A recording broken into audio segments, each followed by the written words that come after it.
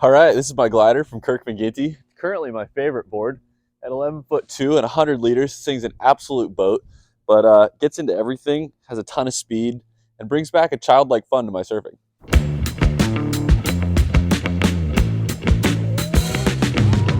Hi, I'm Miles, and I really like surfboards. Welcome to the Magic Board Quest. Gliders, hence the name, are all about embracing the feeling of sliding on a wave. Unlike most boards, it's not about turning and pumping and ripping up a wave. It's about minimal movement and just enjoying the sensation of glide. I love mine because it means that pretty much every day there's a wave I can ride, but I will add a disclaimer, it does come with some responsibility to not just take every wave in sight. There are no two ways around it. This is a big board. I'm giving it a 4 on ease. It's a lot of board to handle and it's not for the faint of heart. However, it's getting an 11 on speed. You literally can't even comprehend how fast this thing goes. It also paddles like an absolute machine. And then for turns, this thing also gets a 4. This thing is no joke to turn.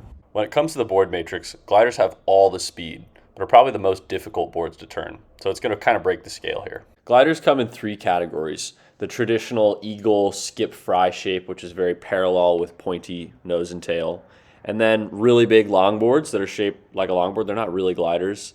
And then this one, which I'm going to call kind of a more modern take on the glider. It's got a more arced rail with a rounded pin tail and some more modern bottom contours. 11'2", 23 3/4 wide, 3.5 thick, 100 freaking liters. It's worth mentioning that this is epoxy construction with a triple stringer, so it's actually pretty light and really strong. And I also find the epoxy enhances the glide feeling and the lightness and the floatiness.